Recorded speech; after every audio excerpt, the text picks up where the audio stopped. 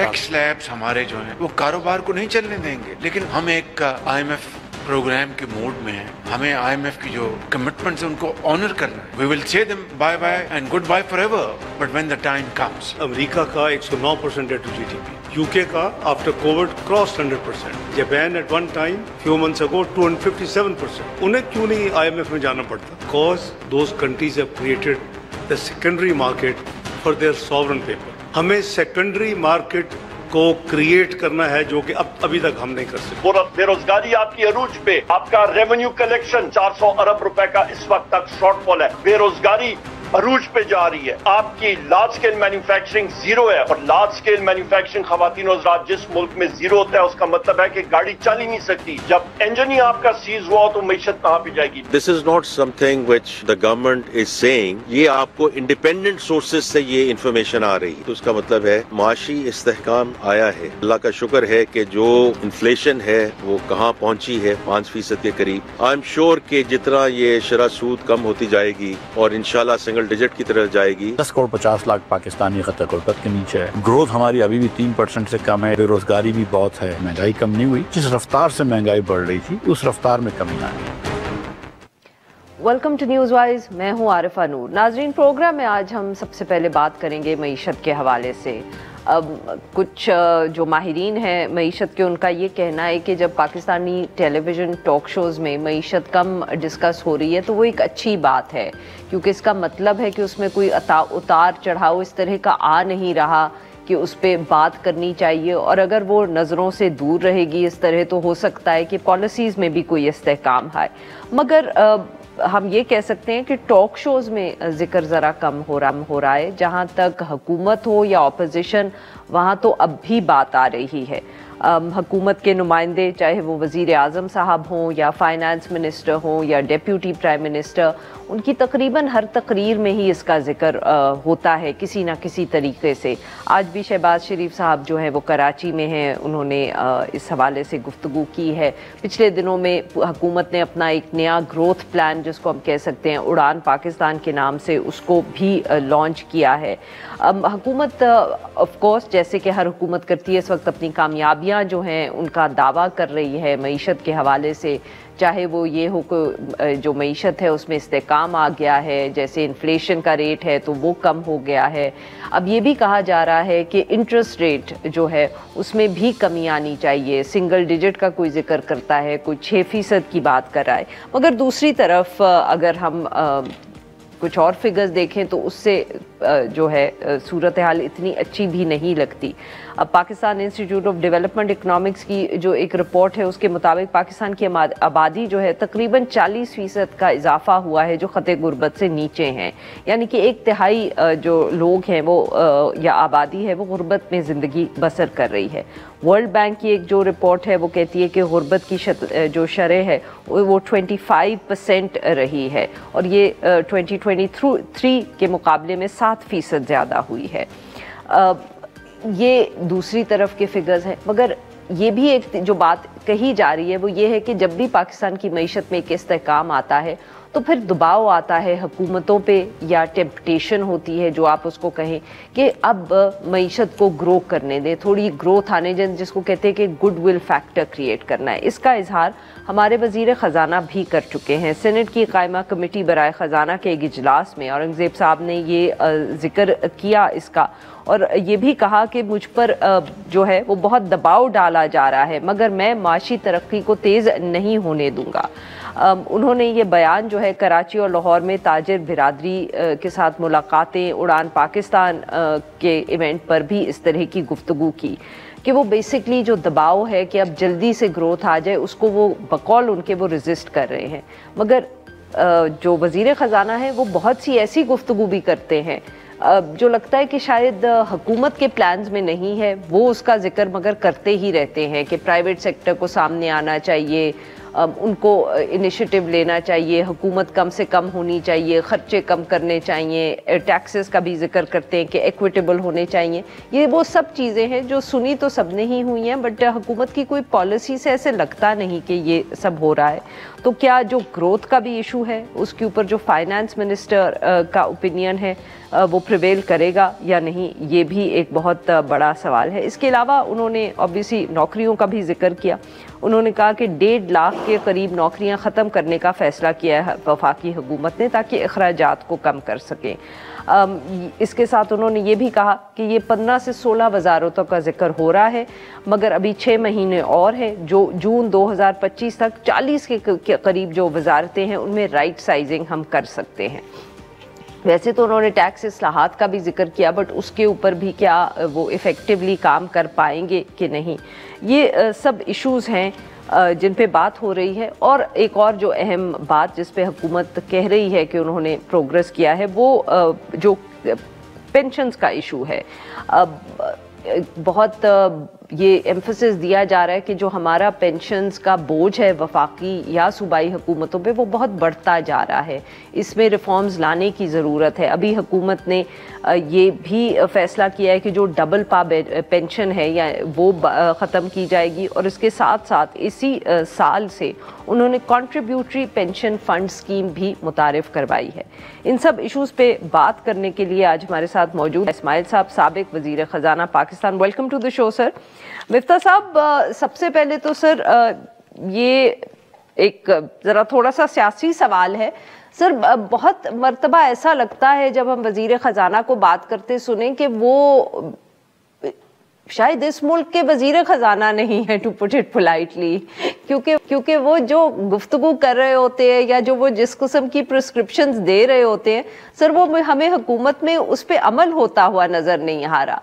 अब क्या वज़ीर ख़जाना चाहते हैं कि ये चीज़ें इम्प्लीमेंट हो और वो इम्प्लीमेंट नहीं हो पा रही क्योंकि फैसले कहीं और हो रहे हैं, या हम ये कहें कि वो बस गुफ्तगू अच्छी करते हैं बट पॉलिसीज जो है वो उस तरह की बनाते नहीं है? Sir, why this discrepancy? जी शुक्रिया। अब वज़ीर ख़जाना साहब की गुफ्तगू जो है वो आई थिंक उस पर वो ज़ाहिर है कि फ़ोकस करते हैं उन शुमारियात पे जो कि बेहतर हुई हैं, और जैसा आपने अपने बहुत ही जामे इब्तिदाइया में फ़रमाया कि कुछ शुमारियात बेहतर हुई हैं। इन्फ्लेशन का रेट कम आया है, अफरात ज़र को रेट कम हुआ है, मिसाल के तौर पे शरह सूद थोड़ी सी कम हुई है, 12% हो गई है।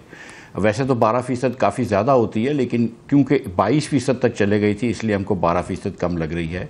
इसी तरह अफरात ज़र कम होने से अब जिस रफ़्तार से कीमतें बढ़ रही थी वो रफ़्तार में कमी आई है, लेकिन कीमतों का क्योंकि ऑलरेडी लेवल बहुत हाई था तो आज भी क़ुव्वत ख़रीद से लोगों के बाहर है। हमने ये देखा है कि पिछले 4 सालों में पाकिस्तान में जिस शरह नमू जो है जिससे कि मईशत बढ़ रही है वो उतनी तेज़ी से नहीं बढ़ रही जिस तेज़ी से आबादी बढ़ रही है। तो औसतन हर पाकिस्तानी गरीब हो रहा है, और जो आपने फरमाया कि 30% या 1/3 पाकिस्तानी गुर्बत के नीचे हैं, वर्ल्ड बैंक के जो शुमारियात हैं उसके मुताबिक 40% पाकिस्तानी, 10 करोड़ 50 लाख पाकिस्तानी जो है वो आज ख़तरे गुर्बत के नीचे है। और जो मिडिल क्लास पाकिस्तानी आज से 10-15 साल पहले अपने बच्चों की कफ़ालत करता था, आसानी से कर सकता था, वो आज उसकी तनख्वाह गो के बढ़ गई है लेकिन फिर भी नहीं कर पा रहा है। तो ये बात तो अपनी जगह पे दुरुस्त है। इसी ज़ुमरे में फिर वो बात आती है कि अगर आपने 4 साल से ग्रोथ नहीं देखी है, 2% ग्रोथ देख रही है जो कि आबादी के बढ़ने के तनासब है, तो फिर पाकिस्तानी गरीब हो रहा है। और आप बेसिकली ये कह रहे हैं कि कुछ ऐसे कदम उठाइए कि जिससे पाकिस्तानी मज़ीद गरीब ना हों और मज़ीद गुर्बत में ना ढकेले जाएँ। तो वज़ीर ख़ज़ाना कह रहे हैं कि अभी हम उधर नहीं पहुँचे कि जहाँ हम मईशत को बढ़ा सकें। मकसद वो कहने का ये है कि हम वो इस्लाहात करने के लिए तैयार नहीं हैं जो इस्लाहात ज़रूरी हैं मईशत को बढ़ाने के लिए। हम हुकूमत के अखराजात कम नहीं कर पा रहे, हम गैस और मज़ीद महंगी कर रहे हैं। हमने दुनिया के हाईएस्ट टैक्सेस में से एक टैक्स रखे हुए हैं, और हम बातें तो बड़ी अच्छी कर लेते हैं लेकिन हमने कोई कदम नहीं उठाया अब तक के कोई भी जो फंडामेंटल फ्लॉज हैं इस मईशत के, जिसमें NFC अवार्ड शामिल है, जिसमें हाई टैक्स रेट शामिल हैं, जिसमें बिजली और गैस के हाई प्राइसेस शामिल हैं, उनमें से हम कोई इस्लाहात करने के लिए तैयार नहीं है। वजह क्या है sir? I mean this is a question that we keep asking again and again, but शायद ये वो इशू है जिसको हमें बार बार यही कहना पड़ेगा कि सर क्या वजह है। अब मतलब कि हमने पाकिस्तान तहरीक इंसाफ की हुकूमत देखी, उसके बाद हमने PDM की हुकूमत देखी, फिर हमें बताया गया कि नहीं इलेक्शंस के बाद एक हुकूमत आएगी जिसके पास 5 साल होंगे तो वो ये इस्लाहात कर पाएगी। अब तो इस्टेब्लिशमेंट का भी सपोर्ट मौजूद है, IMF का प्रोग्राम भी है, سر اب اور کس چیز کی ضرورت ہے؟ when will any government be in a position to carry out these reforms؟ اب کیا مطلب کہ اگر صرف یہاں سے شروع کریں کہ آپ کے خیال میں اس وقت کس چیز کی کمی ہے؟ دو تین چیزوں کی کمی ہے. ایک تو ایبلٹی کی کمی ہے، ان کے پاس وہ سوچ نہیں ہے، یا ان کے پاس وہ کمپیٹنس نہیں ہے کہ جس کے تحت وہ یہ کر سکیں، نمبر ایک. نمبر دو، ان کے پاس آبویسلی مینڈیٹ کی کمی ہے. جب لوگ بات کر رہے تھے کہ الیکشنز کے بعد جو حکومت آئے گی وہ کر سکے گی، تو لوگ اسیوم کرتے تھے کہ وہ مینڈیٹ بھی ہوگا اور سیم پیج پہ بھی ہوگی. اب سیم پیج پہ تو ہے لیکن مینڈیٹ نہیں ہے، تو ہم کو ویسی حکومت چاہیے جو سیم پیج پہ بھی ہو اور مینڈیٹ والی بھی ہو. ان میں سے ظاہر ہے کہ سیم پیج ضرور ہے لیکن مینڈیٹ نہیں ہے.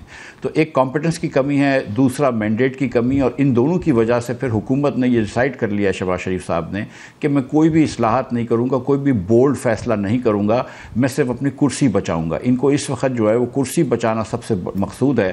تو وزیر خزانہ کی جتنی بھی اچھی باتیں ہوتی ہیں وہ ہوتا کچھ بھی نہیں ہے. ہم نے بات کی پینشن ریفارمز کی، کچھ نہیں کی. آپ نے جو مثال کے طور پہ بات کی کہ ہم 1.5 لاکھ نوکریاں حکومت کی ختم کر رہے ہیں، ایک نوکری بھی ختم نہیں کر رہے، یہ جھوٹ بات ہے.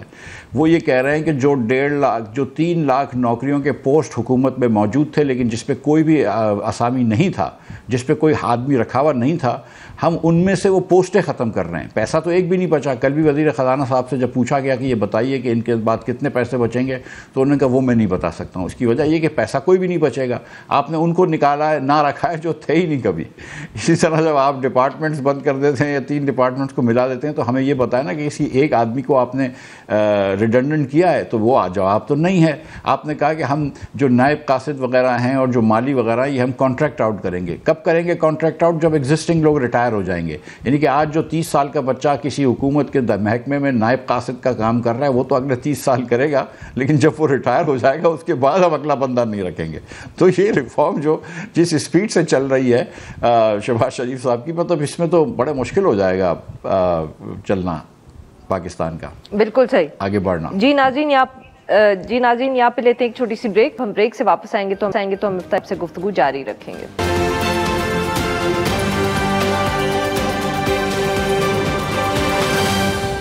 ویلکم بیک ناظرین. ہم گفتگو کریں مفتاح اسماعیل صاحب سے، سابق وزیر خزانہ پاکستان. جی مفتاح صاحب، آبویسلی ہم جیسے لوگ شاید جب گفتگو کرتے ہیں تو تھوڑا سا بائس بھی آ گیا ہے اس کے اندر، جو انکم ٹیکس سیلری کلاس کے اوپر ٹیکس ہے.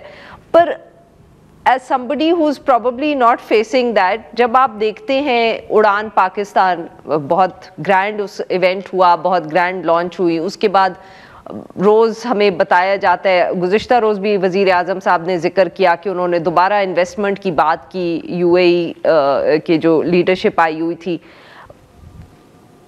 How do you look at these initiative sir? اگر جیسے میں نے کہا نا کہ ہم لوگ تو اب ذرا شاید ہمارا بائس بہت زیادہ ہو گیا ہے یا ہو سکتا ہے، بٹ جب جو انویسٹمنٹ کی اپرچونٹیز ہیں جن کا سیلری کلاس پہ اتنا فرق نہیں پڑتا، why are they not working out? ہمیں مطلب کتنے مہینوں سے بتایا جا رہا ہے کہ انویسٹمنٹ کی گفتگو ہو رہی ہے، مختلف ہمارے جو وزیر اعظم ہیں، باقی لیڈرشپ ہے، وہ گلف کے ممالک ہوں اور ممالک ہوں، ٹرپس بھی ہو رہی ہیں، but the investment seems to be missing.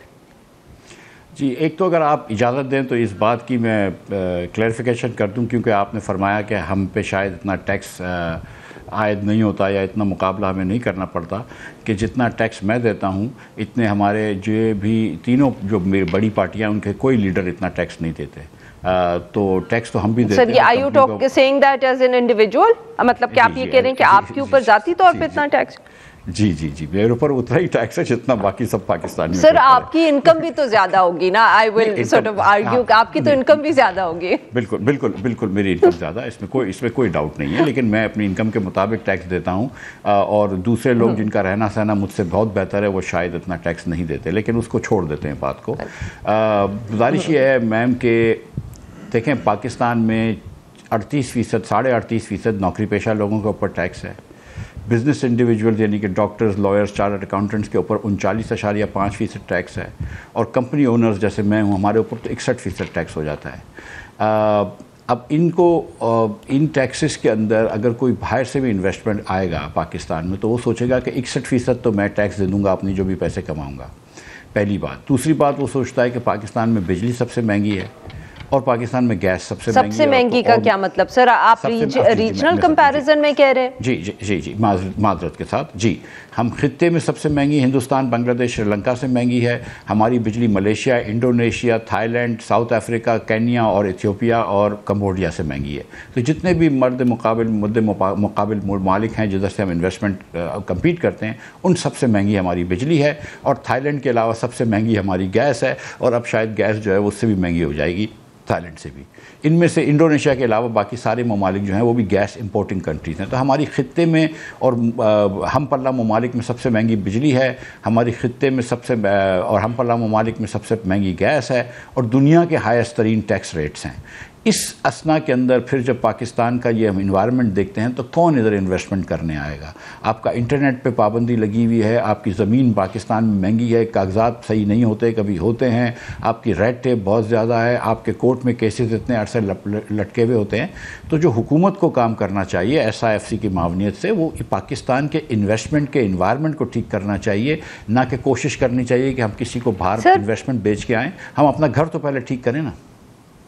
سر معاف کریے گا میں آپ کی بات یہاں کاٹ رہی ہوں. اچھا یہ جو ایشو سر بتائے کہ اس کی وجہ سے انویسٹمنٹ نہیں آ رہی، تو سر اب مطلب کہ کوئی 1.5-2 سال سے تو یہ ہو رہا ہے نا. تو مجھے بتائیں کہ جب ہماری ڈیلیگیشنز جاتی ہیں، چاہے آفیشیل ہوں چاہے ان آفیشیل ہوں ممالک سے باہر، تو کیا آپ یہ کہہ رہے ہیں کہ ان کو یہ بتایا نہیں جاتا؟ کیونکہ پھر بار بار why are we still trying, I mean what I'm trying to say is کہ اگر اسٹریٹجی اس لیے کام نہیں کر رہی کیونکہ ایک لارجر کانٹیکسٹ بالکل غلط ہے، تو ہم پھر اسی اسٹریٹجی پہ کام کیوں کر رہے ہیں؟ کیونکہ ہم ابھی بھی فورن انویسٹمنٹ کی کوشش کر رہے ہیں پہلے. دیکھیے میں does the rest of the world not tell us یا جب what is happening here؟ دیکھیے 2010 سے آپ کے ملک میں صرف 2 سے 3 بلین ڈالر کا انویسٹمنٹ آ رہا ہے، اور جتنا انویسٹمنٹ پاکستان میں آتا ہے وہ صرف ایک چیز کے لیے آتا ہے کہ وہ پاکستانیوں کو وہ مصنوعات بیچنے کے لیے آتا ہے. یہاں پہ وہ انویسٹمنٹ نہیں آتا جو پاکستان میں بنا کر دنیا میں برآمدات کی جائے. تو اگر موبائل ٹیلی فون والے کو پاکستان میں ٹیلی فون سروس بیچنی ہے تو اس کو آ کے پاکستان میں انویسٹمنٹ کرنا پڑے گا. کسی کمپنی کو پوٹیٹو چپس یا کولڈ ڈرنکس بیچنی ہے تو وہ پاکستان میں آ کے انویسٹمنٹ کرے گا، وغیرہ وغیرہ. ہم کوئی وہ انویسٹمنٹ نہیں لا سکتے جو دنیا سے کمپیریٹیو ہو اور دنیا میں برآمدات ہم اپنی بڑھا سکیں. ہم کو یہ اپنی اسٹریٹجی چینج کرنی پڑے گی. پاکستان میں اوبویسلی ہم کو اس بات سمجھنی چاہیے کہ 15 سال کے اندر ہم نے پیپلز پارٹی، PTI، مسلم لیگ نون، PDM 1 2 سب حکومتیں دیکھ لی ہیں. اگر ہم نے بہتری نہیں دیکھی تو ہم کو یہ بات سمجھنی ہوگی کہ ہمارا سسٹم ناقص ہے، اور جب تک ہم اپنے سسٹم کو ریفارم نہیں کریں گے پاکستان میں ترقی بھی نہیں آئے گی اور انویسٹمنٹ بھی نہیں آئے گی. سر what you expecting in the next 6 months؟ اگلے 6 یا 8 مہینوں میں آپ کیا دیکھ رہے ہیں؟ بجٹ کیونکہ اسی میں آ جائے گا. I mean you know what are you expecting in the run up to the budget، اور آپ بجٹ میں کیا ایکسپیکٹ کریں؟ دیکھیں میں تو مزید یہ جو one sided belt tightening expect کر رہا ہوں، اے سیمیٹرک بیلٹ ٹائٹننگ کہہ لیجئے، کہ حکومت آ کے آپ کو کہے گی کہ یہ بجٹ بڑا مشکل بجٹ ہے، ہم کو بیلٹ ٹائٹننگ کرنی پڑے گی، اور اپنے اخراجات بڑھاتی رہے گی جس طرح پچھلی بجٹ میں بڑھایا. 22% اخراجات بڑھا دیے، جاری اخراجات 65% ڈیولپمنٹ ایکسپینڈیچرز بڑھا دیے، اور اپنے اخراجات بڑھاتی رہے گی اور مزید ٹیکس لگاتی رہے گی. اب کوئی ایسی جگہیں رہ نہیں گئی ہیں جس پہ ٹیکس نہیں لگائے، لیکن مجھے کوئی اس حکومت سے بہتری کی امید نظر نہیں آ رہی ہے. ہو سکتا ہے کہ کوئی منی بجٹ بھی لگا دیں، لیکن اللہ کرے اگر IMF کو ہم پہ رحم آ جائے، کیونکہ حکومت کو تو نہیں آتا، تو شاید منی بجٹ نہ لگے. لیکن حکومت جو ہے وہ کوئی موڈ میں نہیں ہے اپنے ایکسپینسز کم کرنے کے یا کوئی فنڈامنٹل ریفارمز کرنے کے. تو سر آپ یہ کہہ رہے ہیں کہ اگلے 6 مہینے میں اگر کچھ نہ بھی ہوا as far as the economic front is concerned، اگلے بجٹ میں اور زیادہ ٹیکسز ہوں گے؟ If I've understood you correctly, this is what you're predicting. جی، کیونکہ 10% سے ہماری مہنگائی بڑھی ہے تو حکومت جو ہے وہ اگلے سال بھی دیکھے گا تنخواہیں بڑھائے گی، دوسرے اخراجات جو ہے وہ اس سے زیادہ بڑھا دے گی. हुकूमत जो है वो अपने इस वाले बजट में ऑलरेडी टैक्स टारगेट पे कम है तो वो अगले बजट में कुछ और टैक्स लगा देगी। आप ये सोचें कि बेइसी का आलम ये है कि आप 15 रुपये बिजली के ऊपर टैक्स लगा रहे हैं जबकि लोगों के पास बिजली का बिल भरने को नहीं है। आप ये बातें कर रहे हैं कि अफराद ज़र हालांकि कम हुआ है, महंगाई कम नहीं हुई, लेकिन आप ये बातें कर रहे हैं जैसे महंगाई कम हो गई। आप ये बात नहीं कर रहे कि महंगाई एक्चुअली अब भी बढ़ रही है। आप ये बात लोगों को नहीं बता रहे कि गुर्बत और बढ़ रही है, मायूसी और बढ़ रही है, और हमारा एक्सपोर्ट जिस किस्म का ये जो उड़ान पाकिस्तान जो इनका प्लान तो कहूँगा नहीं मैं इसको, इनका जो शौक़ है या इनका जो एक मंजन बेच रहे हैं उस पर एक जगह इन्होंने नहीं लिखा कि इन्होंने ये ज़रूर लिखा है कि हम 62 अरब डॉलर की एक्सपोर्ट करेंगे। एक जगह ये नहीं लिखा कि किस तरह करेंगे। इन्होंने ये ज़रूर लिखा है कि हम इन्वेस्टमेंट टू जीडीपी रेशो बढ़ा देंगे। एक जगह ये नहीं लिखा कि हम कैसे बढ़ाएंगे।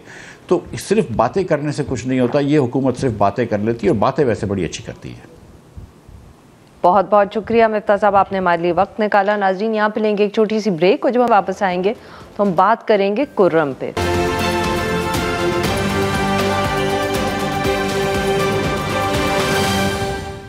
वेलकम बैक नाज़रीन। प्रोग्राम के इस हिस्से में हम जिक्र करेंगे कुर्रम का। वहाँ जो कशीदगी की सूरत हाल है, लगता नहीं है कि वो जल्द उस मसले का हल हम देख पाएंगे।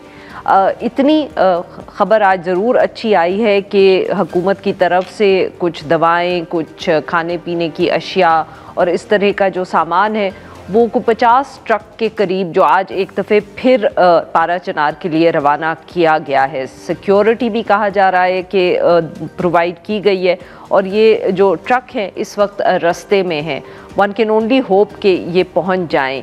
इससे पहले जैसे कि हम देख रहे थे कि जब कशीदगी की सूरत हाल हुई उसके बाद जिरगा बुलाया गया, जिरगे पे अमन मुआहिदा हुआ। अमन मुआहिदे के बाद भी इसी तरह सामान जो है वो हफ्ते के दिन कुर्रम पारा चनार की तरफ रवाना करना था, बट उसी सुबह इस यहाँ जो डीसी हैं उनके ऊपर फायरिंग कर दी गई और उसकी वजह से एक दफ़े फिर कशीदगी हो गई थी। उस सारे मामले के बाद फिर हुकूमत की तरफ से ये दबाव आया गया था, फैसला किया गया था कि जो वाक़या हुआ है इसमें जब तक जो मुलव्विस लोग हैं उनको हुकूमत के हवाले नहीं किया जाएगा तो सख्त कार्रवाई की भी वार्निंग दी गई थी। उसके बाद हमें मशीर इत्तलात जो हैं खैबर पख्तूनख्वा बैरिस्टर सैफ, उन्होंने बताया कि एक तरफ तो कार्रवाई भी शुरू की गई, दूसरी तरफ उन्होंने कहा कुछ शरपसंद जो है वो गिरफ्तार भी हुए, मगर कोई तफसील नहीं बताई गई कि ये शरपसंद कौन है, उनकी आइडेंटिफिकेशन हुई है कि नहीं। ये वो लोग हैं जिन्होंने फायरिंग की थी, जिनको अरेस्ट कर दिया गया था।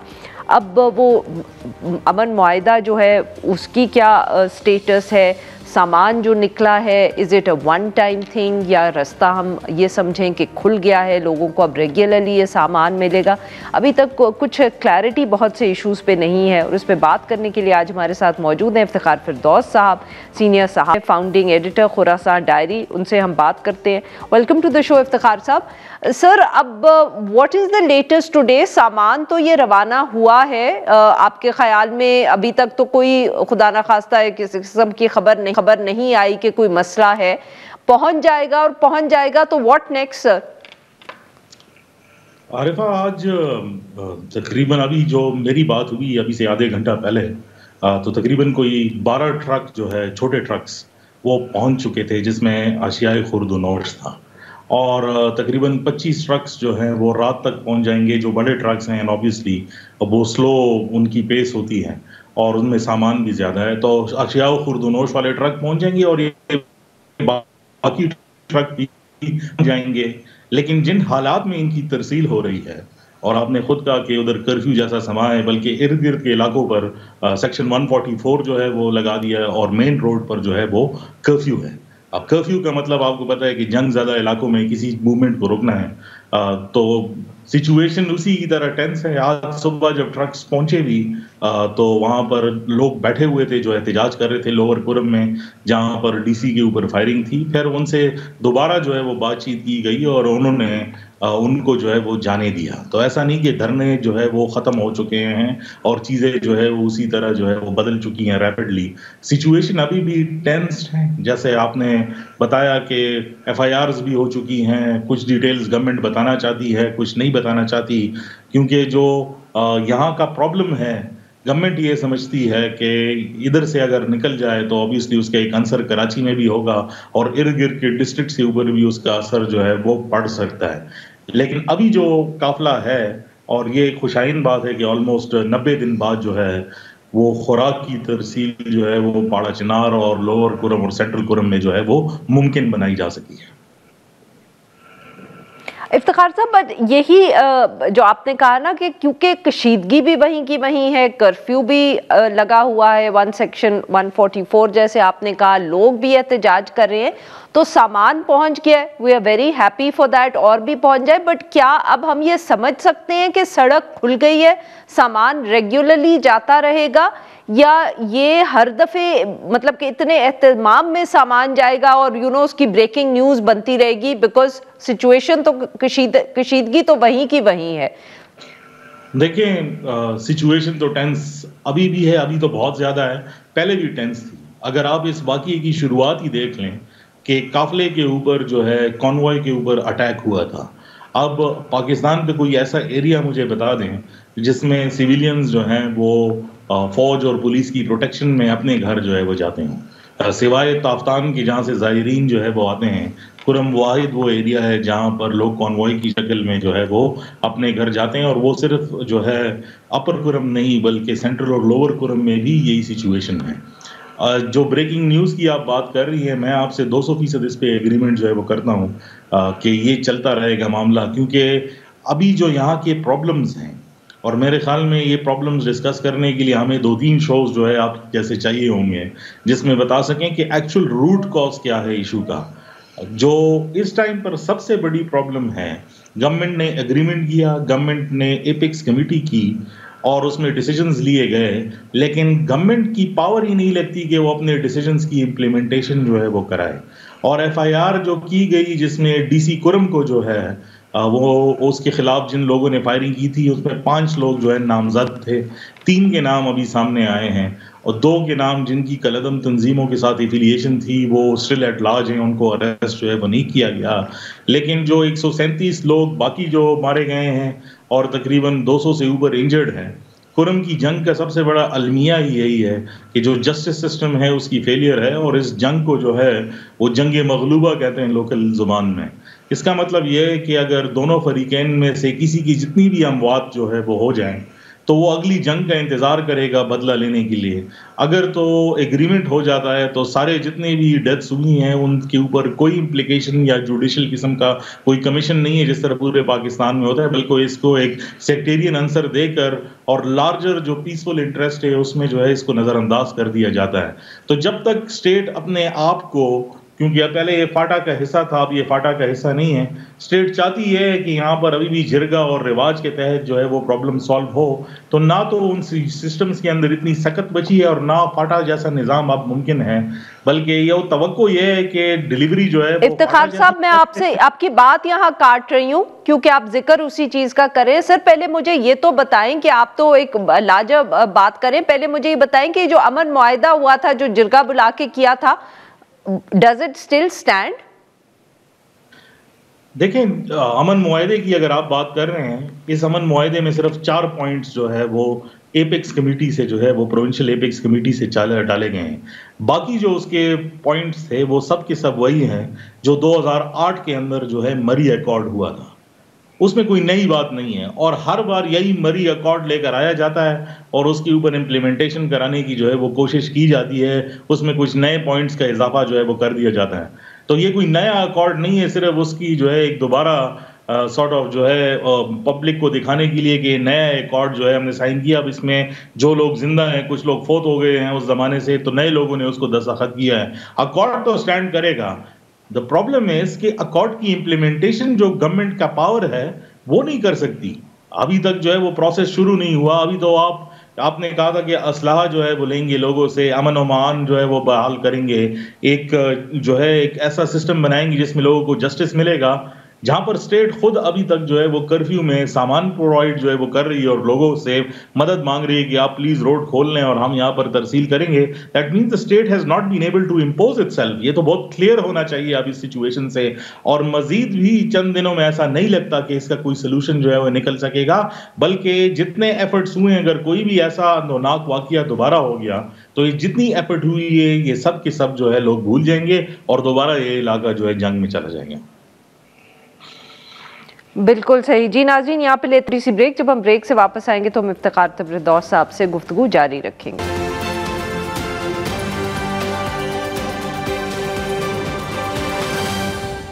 ویلکم بیک ناظرین, ہم گفتگو کر رہے ہیں افتخار فردوس صاحب سے اور ہم ان سے بات کر رہے ہیں پارا چنار میں جو کشیدگی ہے اس پر. جی افتخار صاحب, سر آپ نے بار بار یہ کہا کہ حکومت اپنے فیصلے امپلیمنٹ نہیں کروا پا رہی, کیپیسٹی نہیں رہی. سر کیا آپ جب یہ بات کرتے ہیں تو یہ کوئی ہم اس وقت کہیں کہ کوئی لارجر ایشو ہے ریاست کا کہ کیپیسٹی کمزور پڑ گئی ہے, یا کوئی پاکستان تحریک انصاف کی جو حکومت ہے اس کی کوئی کمزوریاں ہیں, توجہ نہیں دے پا رہے جس کی وجہ سے آپ یہ بات کر رہے ہیں؟ دیکھیے عارفہ صاحبہ, ایک چیز تو بہت کلیئر ہے کہ جو کرم کے مسائل ہیں وہ صرف کرم کے نہیں ہیں. اگر ہم ان کے 5-6 پہلو سے جو ہے وہ دیکھ لیں تو اس میں 3-4 ایسے ہوں گے جو لوکل ہیں, باقی یہ فارن پالیسی ایشو سے جو ہے وہ ریلیٹڈ ہے. فیڈرل گورنمنٹ بھی کتراتی ہے اس پہ بات کرنے سے اور صوبائی حکومت بھی کتراتی ہے. کرم کا ایشو جو ہے یہ ایک فٹ بال کی طرف بن گیا ہے جو دو گورنمنٹس ایک دوسرے کی طرف جو ہے وہ پھینکتے رہتے ہیں اور لارجر پولیٹیکل انٹرسٹ میں ایک دوسرے کو جو ہے وہ کرٹیسائز کرتے رہتے ہیں. لیکن سچی بات یہ ہے کہ کوئی بھی پولیٹیکل پارٹی یا انسٹیٹیوشن ایک فرقہ وارانہ جنگ میں جو ہے وہ حصہ نہیں بننا چاہتا, کیونکہ وہ یہ کیا سمجھتے ہیں کہ بیسیکلی الزام جو ہے وہ عائد ہو جائے گا کسی ایک پارٹی کی ہیلپ کرنے پر. اب یہ ایک پرابلم ہے کیونکہ گورنمنٹ سسٹم جو ہوتے ہیں نہیں ہے. اب لینڈ ریفارمز کے بارے میں ہمیں بار بار جو ہے یہ بات کی جاتی ہے کہ لینڈ ریفارمز کی وجہ سے جو ہے یہاں پر پرابلمز جو ہے وہ بنے ہوئے ہیں. اگر لینڈ ریفارمز کا ایشو جو ہے وہ ہوتا تو کرم کو 8 حصوں میں ڈیوائیڈ کر دیا گیا, اور جو اس میں کنٹینشیس پوائنٹس ہیں, ابھی بھی آپ نے بیرسٹر سیف کا بھی ایک کلپ جو ہے وہ سنایا جس میں وہ کہہ رہے ہیں کہ وہ علاقے جو کنٹینشیس ہیں جس میں خطرہ ہے وہاں پر کرفیو جو ہے وہ امپوز کر دیا گیا ہے.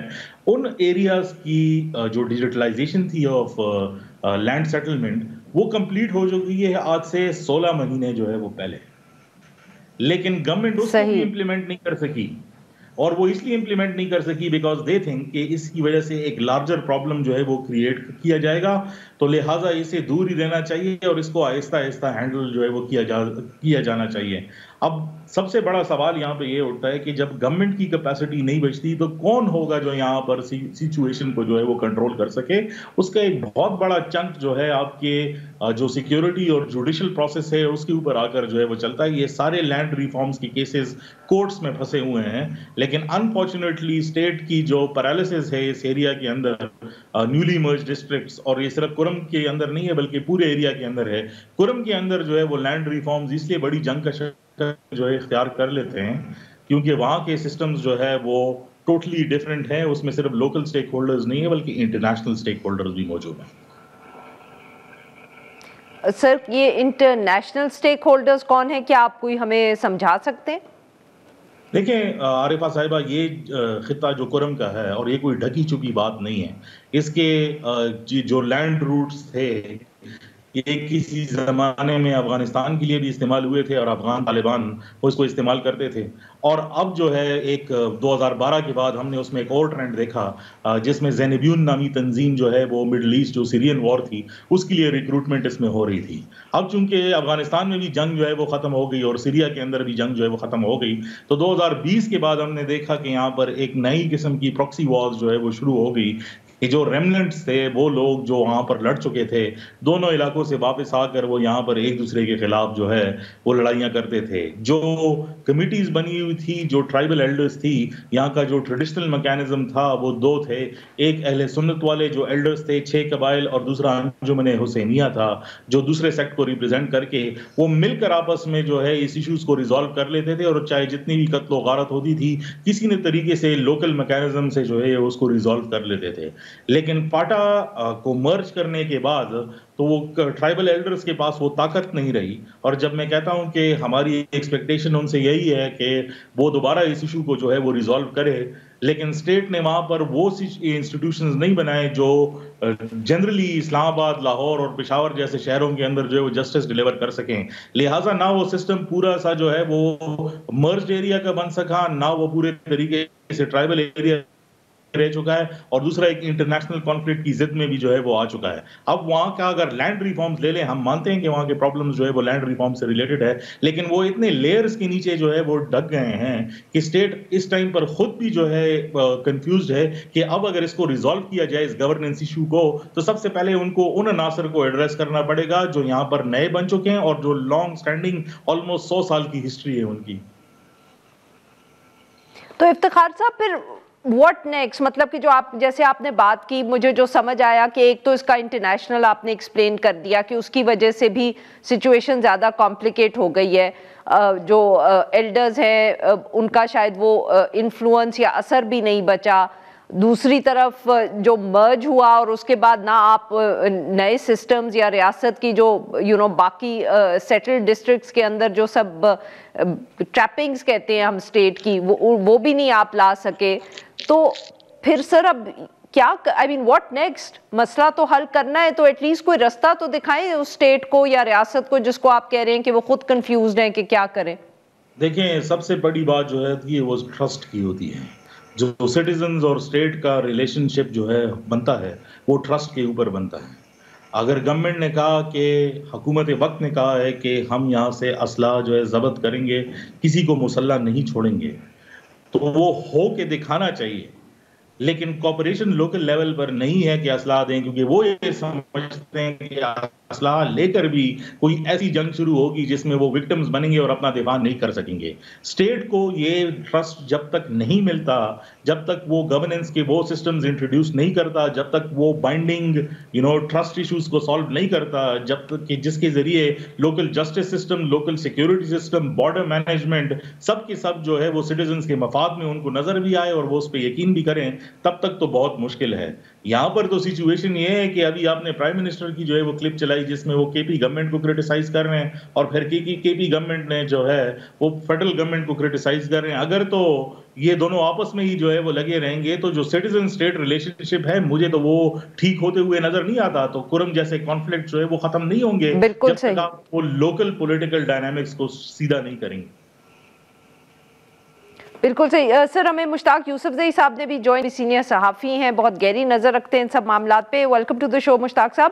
جی مشتاق صاحب, ہم بات کر رہے تھے کرم کے جو ایشوز ہیں, تو سر یہ بتائیے گا کہ یہ جو آج سامان بھیجا ہے حکومت نے, یہ کیا ایک ون آف انسیڈنٹ ہے یا حکومت اب نے یہ انشور کر لیا ہے کہ یہ سڑک کھل گئی ہے اور سامان جو ہے وہ آتا جاتا رہے گا جیسے لوگوں کو ضرورت ہوگی؟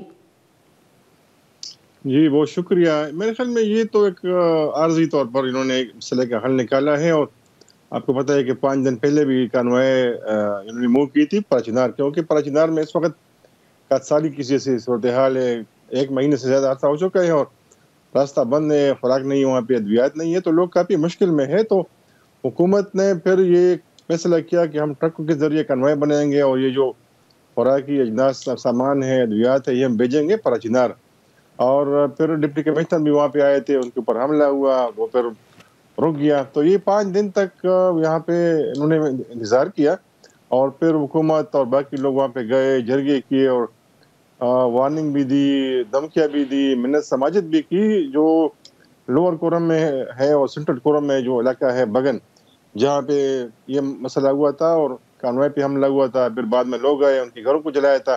تقریباً 450 کے قریب دکانیں, 700 کے قریب گھر جلائے گئے ہیں. تو اشتعال تو بہت زیادہ ہے اور دونوں سائڈ پہ ہے, تشی میں بھی ہے, سنم میں بھی ہے. لیکن یہ جو ذمہ داری ہے یا ناکامی ہے یہ دونوں حکومتوں کی ہے, فیڈرل گورنمنٹ کی بھی ہے اور صوبائی حکومت کی بھی ہے, کہ انہوں نے اس کو بہت ہی لائٹ لیا تھا اس وقت. اور پھر آپ دیکھیں کہ حکومت اتنی کمزور ہے کہ خود اپنی رٹ جو ہے وہ بھی وہاں پہ نہیں بحال کر سکتی. یعنی یہ جو راستہ ہے پراچینار کا, یہ ابھی تک آلموسٹ بند تھا. یہ تو انہیں سماجت کی کہ ہم آپ کو کمپنسیٹ کریں گے جن لوگوں کا نقصان ہوا ہے, ان کو پیسے دیں گے، لیکن پہلے یہ آپ جانے دیں. تو میرے خیال میں یہ عارضی حل ہے، اور حکومت نے تو اعلان کیا ہے کہ ایپیکس کمیٹی نے کہ چیک پوائنٹس بنائیں گے اور آبزرویشن پوسٹ بنائیں گے تاکہ یہ جو آمد و رفت ہو رہی ہے، لوگ استعمال کر رہے ہیں سڑک کو، ان کے اوپر حملے نہ ہو. لیکن مشکلات بہت زیادہ ہے ابھی حکومت کو وہاں پہ. بہت بہت شکریہ ہمارے دونوں کا، انہوں نے ہمارے لیے وقت نکالا. ناظرین آج کے لیے بس اتنا ہی. We will be back tomorrow at the same time.